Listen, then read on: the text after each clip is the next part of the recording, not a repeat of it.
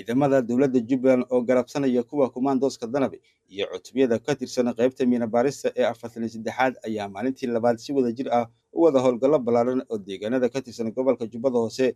Deegaanadana uu howlgalkan ka socda ayaa kala ah Biibi, Harboole, Miido iyo weliba dhulka hawdka oo hoos yimaada deegaanka Dhasheegwamo. Intii uu socday howlgalkani, ciidamada ayaa si gaar ah u burburiyay xarumo ay khawaarijtu ay ku lahaayeen baadiye ay ka dhigan jireen iyo weliba qorshaha falaalkooda argagixisnimada.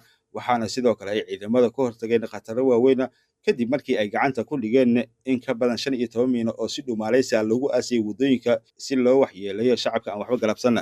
Saraakiisha hogaaminaysa howlgalkani ayaa xaqiijiyay in kooxda argagixisada la gaarsiiyay khasaare xooggan, iyadoona 5 ka mid ah xubnaha khawaarijta ay isku soo dhiibeen ciidamada gacanta ay ku dhigeen, halka kuwa kalena la sii daba joogo ayna ku dhumaaleysanayaan keymaha hawdka ah.